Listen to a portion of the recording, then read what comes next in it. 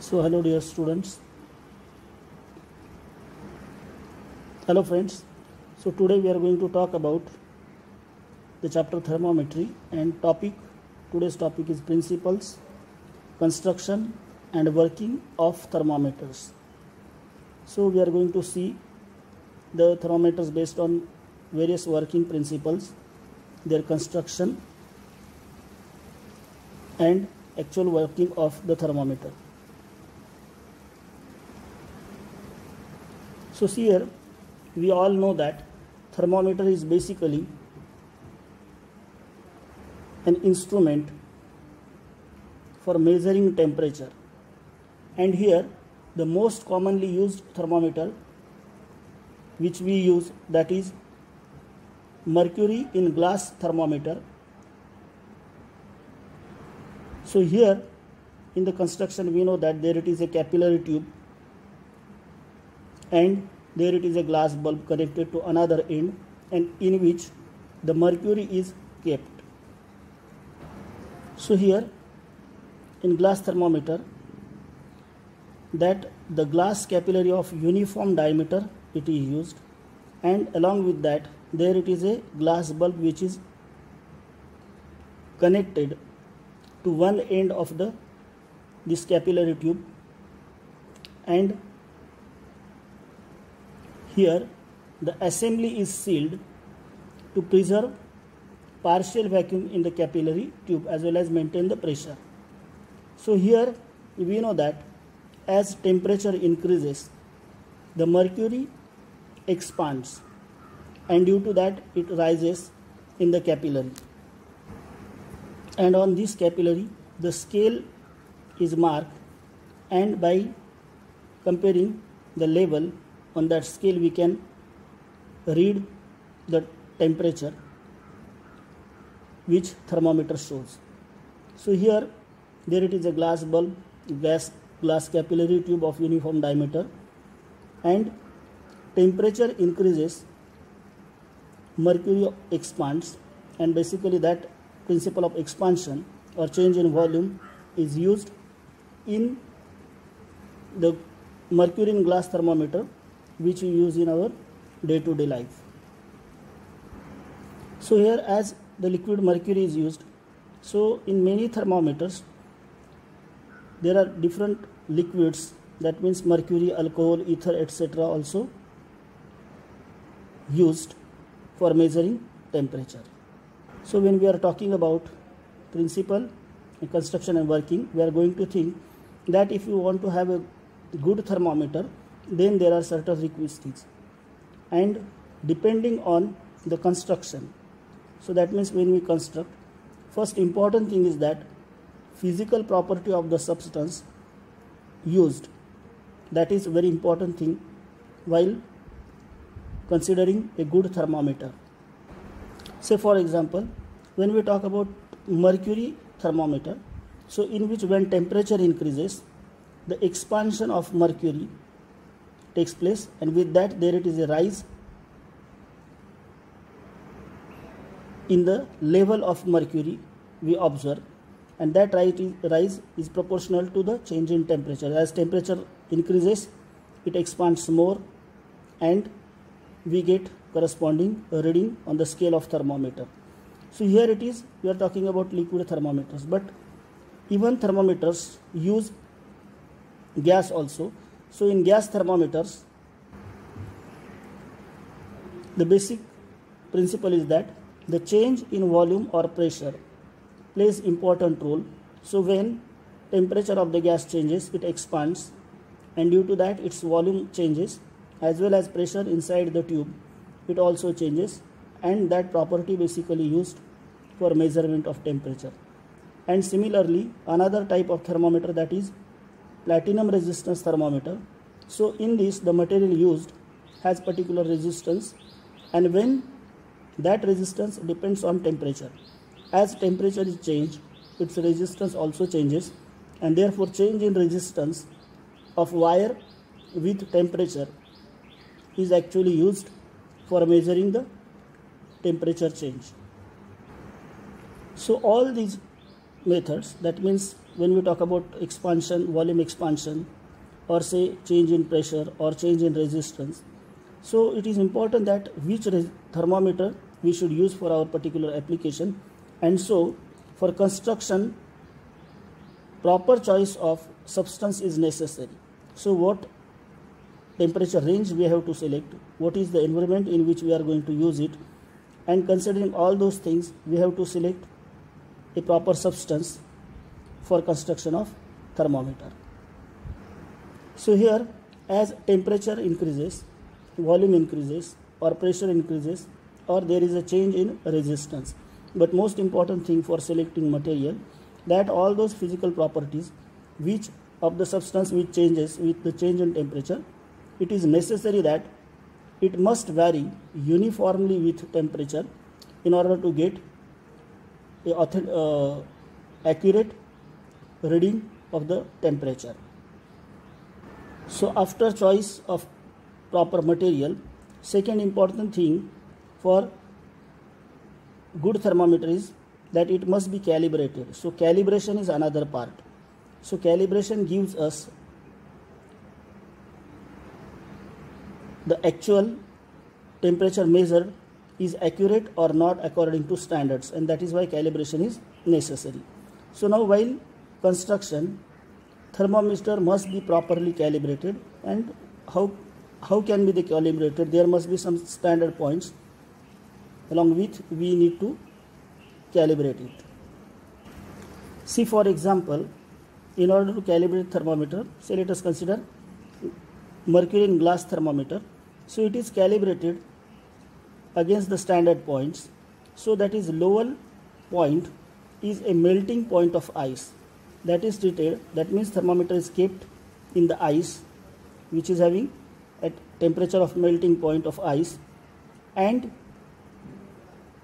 the marking is made on the thermometer. That is what a lower point.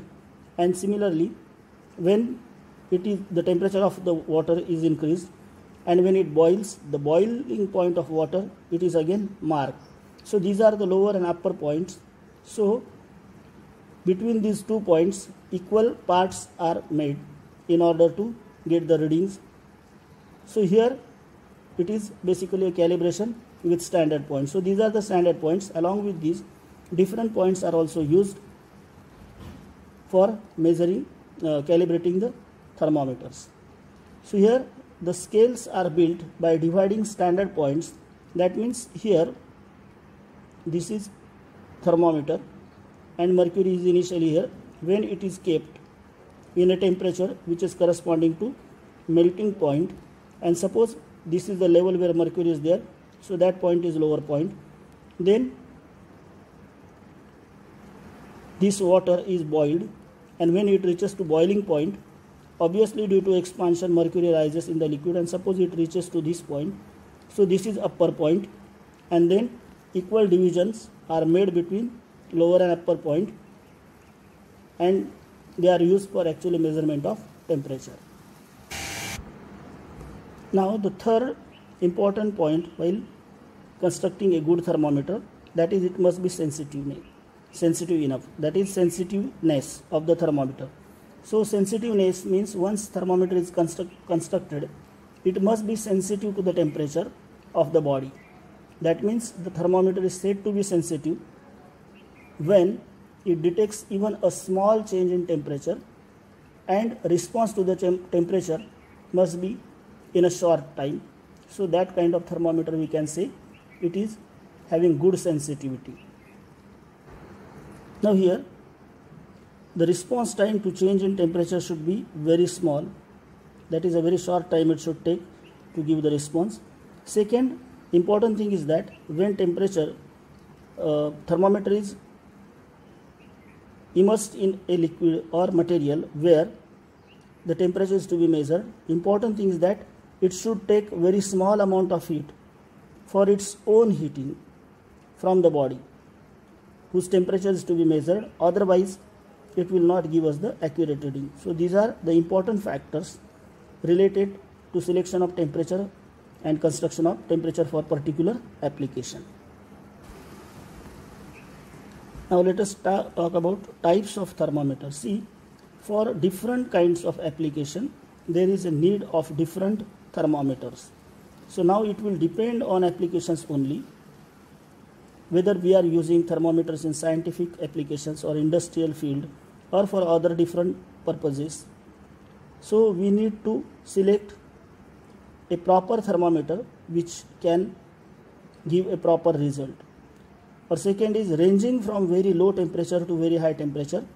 So in some cases we need to measure very low temperature. Again, the properties, physical properties of substance, whether they are linear at that temperature or not, that is again important thing. Or in some cases we need to measure very high temperature. Even in that case we should talk about the boiling point, etc. of the liquid used, or that parameters that must be considered. So depending on this thing, we are going to talk of types of thermometers. So here we are going to talk about liquid thermometer. So remember that it is a thermometer in which the substance used is in liquid form. That is first important thing. Now the principle of this liquid thermometer is that whenever the heat is given to thermometer, that means obviously the temperature of liquid changes, and when there is a change in temperature of the liquid, there it is a corresponding change in volume, and that change in temperature is proportional to change in volume. So this is a principle of liquid thermometer. That means change in temperature is directly proportional to change in volume. Here we can say delta T is proportional to delta V. So now for this kind of thermometers, they are basically suitable for narrow range of temperature. That is one thing. And commonly used liquids are mercury and alcohol.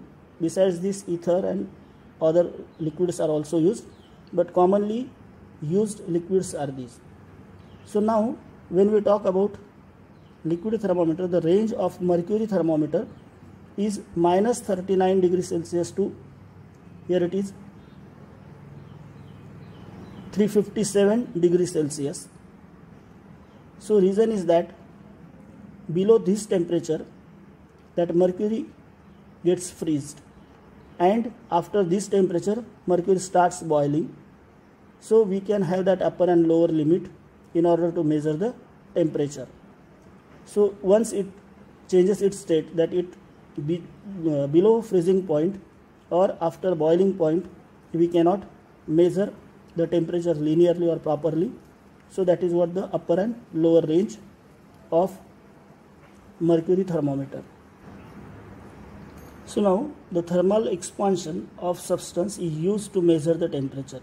So we know that if we consider any substance and its temperature is changed, then its physical parameters also changes. So here, upon heating the substance or increasing its temperature, it expands. And then when we talk about the expansion coefficient, that is a thermal expansion coefficient, so it is, we can say roughly for solid, that expansion coefficient is 10 raised to minus 5 per Kelvin. For liquid it is 10 raised to minus 4 per Kelvin, and for gases it is 10 raised to minus 3 per Kelvin.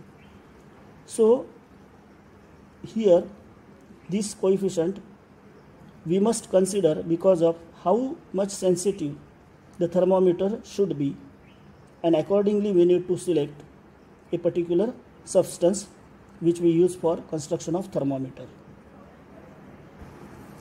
So when we talk about the solids, see here it is another type of thermometer, that is bimetal thermometer, in which instead of liquid solids are used, and it is based on different expansions of solid.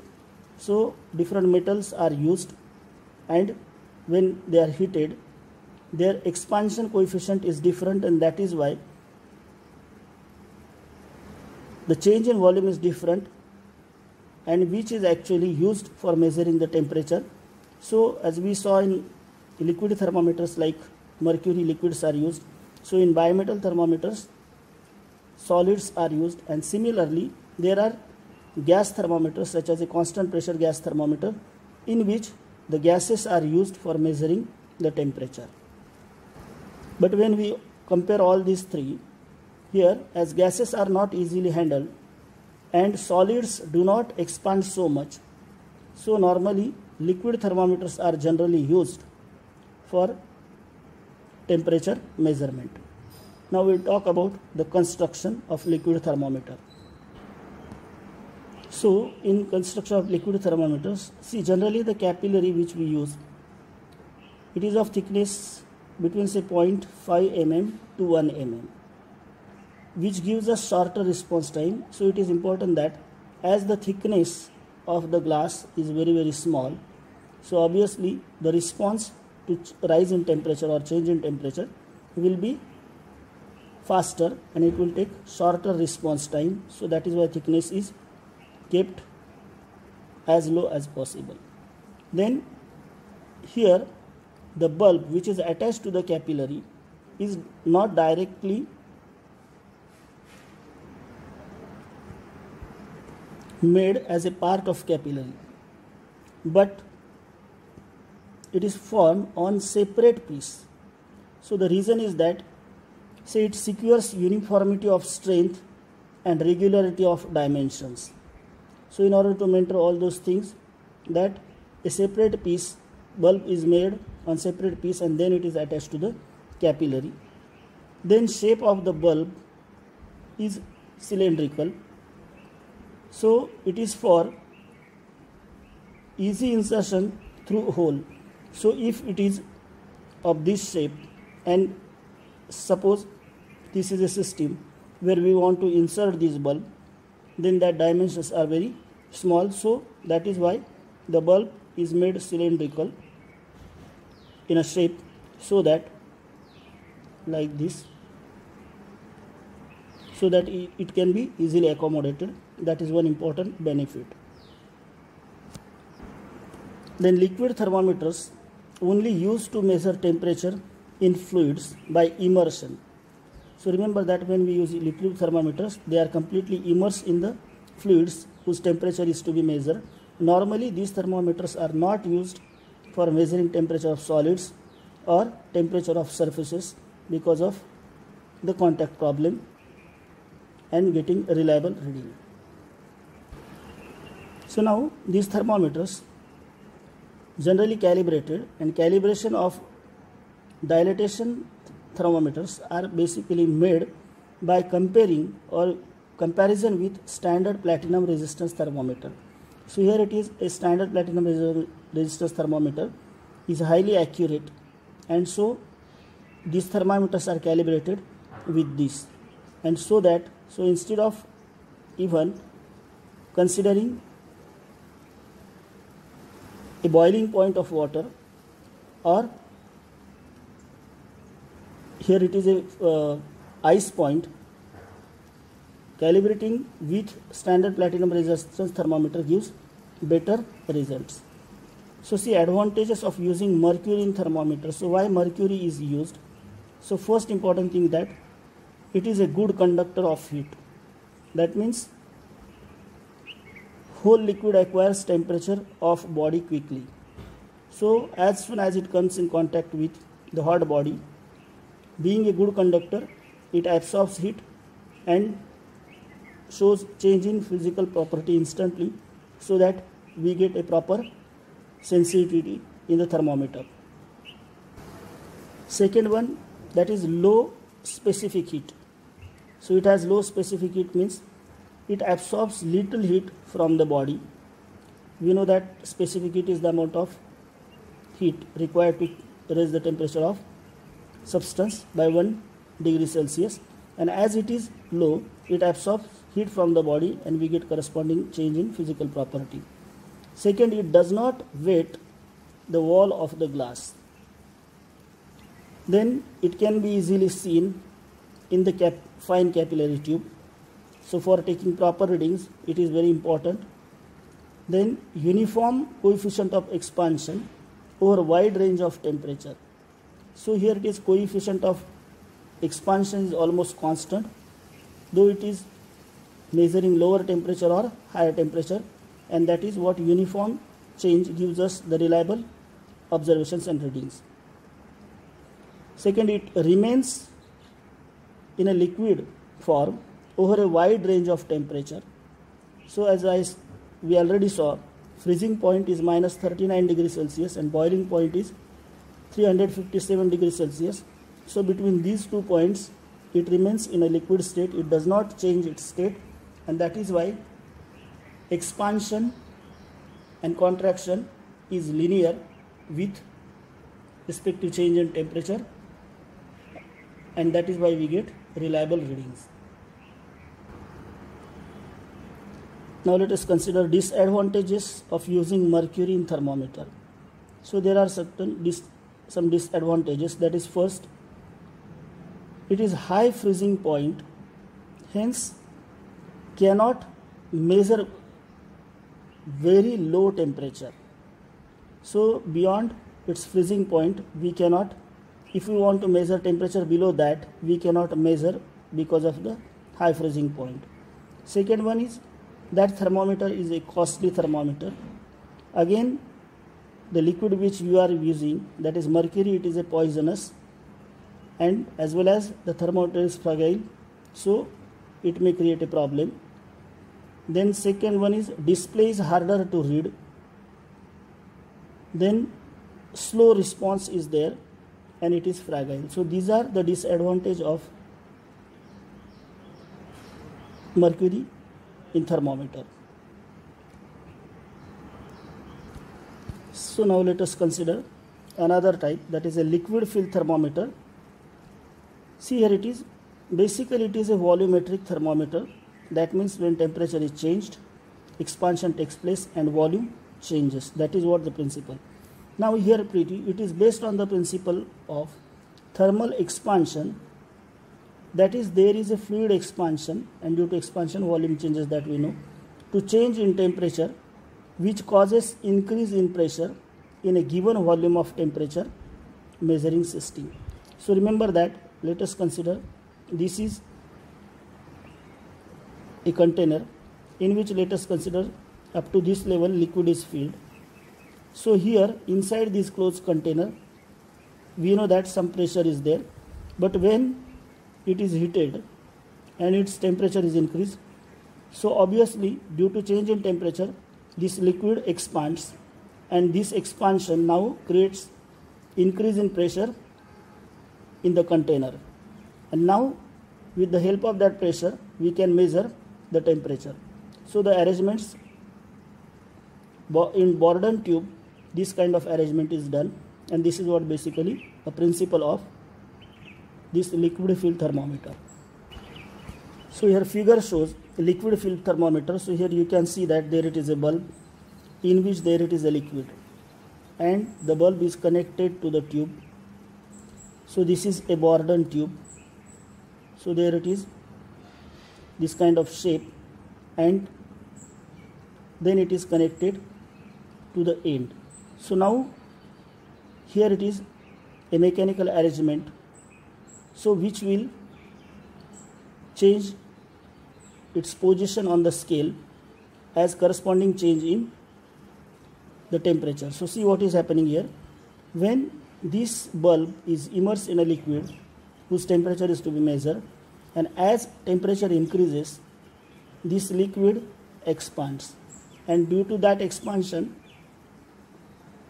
the pressure in this capillary increases, and due to that pressure there it is a mechanical movement in the tube at the end of the tube, and that system is connected to the scale arrangement, and that displacement is actually displacing the indicator on the temperature scale, and that is calibrated, and we can, after calibration, the deviation in this particular scale gives us the corresponding temperature. So this is basic idea of liquid filled thermometer.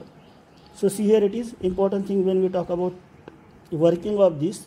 So upon changing the temperature, the volume of this liquid changes. As it increases, pressure is increased, and that pressure basically applied to a piston, and piston is connected to scale arrangement. So see here it is when volume changes with change in temperature. So what is the volume at temperature T? The relation is this: Vt is volume at temperature T, V0 is volume at 0 degree Celsius temperature. Here into 1 plus beta. Beta is basically coefficient of cubical expansion of volume or volumetric expansion of that particular liquid, and here it is T is the corresponding rise in temperature. So here this way we get a change in volume at temperature T, and relation of that volume with volume at 0 degree Celsius is given by this equation. So in such kind of thermometers, commonly used liquids are mercury, say ethyl alcohol, toluene, xylene, etc. These kind of liquids are used in liquid field thermometers. Now just we saw the mercury thermometer, and now this is another type which we are talking about, liquid field thermometer. So basic differences: see, when these ethyl alcohol, toluene, these substances have volumetric expansion, it is almost 6 times greater than mercury. So here, as the expansion is greater, so obviously the change in volume and corresponding change in pressure will be large, and which will be used for movement of the piston in a Bourdon tube. So here it is, liquid is normally put under pressure and it is completely fills bulb and tube. So normally here, though it is shown the liquid partially, but a complete tube is filled with the liquid, so that there is a small change in temperature that may cause a great pressure, and that will operate the system for connected for indicator. Then when bulb is immersed in a heated substance, the liquid expands, causing Bourdon tube to unwind. That is, a mechanical moment is there, and sensing device acts as a differential volume indicator. That is what? Here it is a device. So as the temperature is changed, the pressure goes on the piston connected, or there it is a bending on Bourdon tube. So various type of constructions are there, and actually that shows a displacement in the measuring system. So as various liquids are used in liquid field thermometer, so we are talking about the range of the thermometers. So the thermometer in which xylene is used, its range is 40 to 750 degree Fahrenheit. So for ether it is from 70 to 145 degree Fahrenheit. For alcohol it is 155 to 260 Fahrenheit, and for mercury it is minus 38 to 1000 degree Fahrenheit. So ranges are in Fahrenheit scale. So these are what the scale, and for the temperature which is to be measured between these ranges, we can select a proper substance for construction of thermometer. See here the thermometers in which alcohol is used. So basically alcohol thermometers are used to measure low temperature near ice point. So here it is advantage of alcohol thermometer, that is it expands uniformly, that is important thing, that is a linearity, and it has large expansivity, that means expansion is very large with corresponding change in a temperature. It has lower freezing point, that is minus 150 degrees Celsius, so it can measure the temperature up to this lower range. The disadvantages of alcohol in thermometer: it wets the tube. That means when it passes through tube, some part wets the tube. That is what the problem. Then it has low boiling point, that is 78 degrees Celsius. So we cannot use this thermometer to measure temperature above 78 degrees Celsius. And third one, it has high specific heat capacity. So that is one more disadvantage of alcohol in thermometer. Now let us consider gas thermometer. So instead of using liquids, we are considering a substance for measuring temperature is gas. So here it is a principle of gas thermometers is a change in temperature of gas is proportional to a change in volume of gas when pressure is kept constant. So when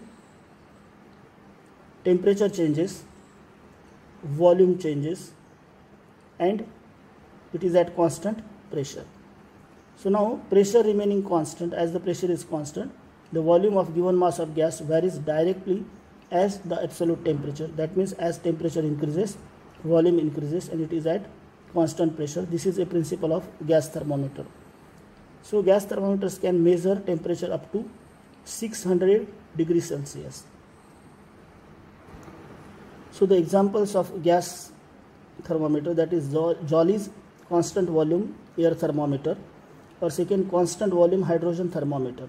So when we talk about this hydrogen thermometer, its range is from minus 200 degrees Celsius to 500 degrees Celsius.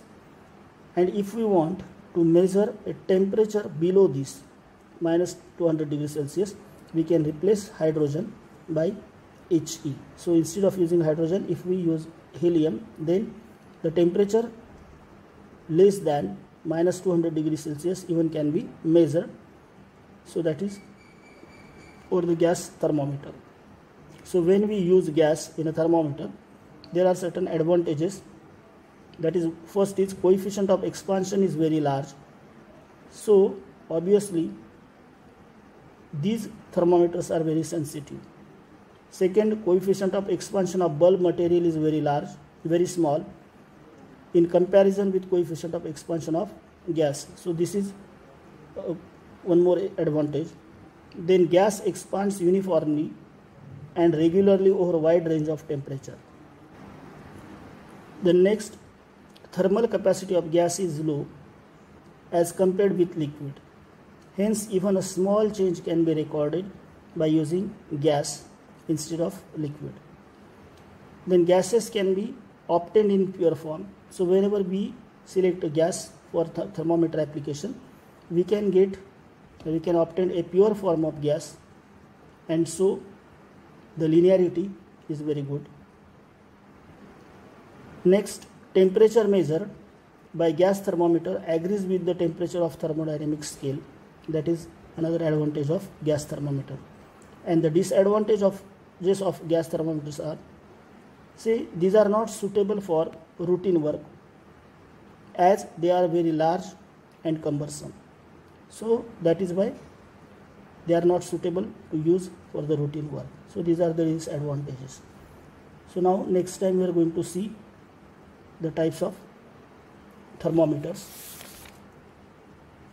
Okay, thank you very much.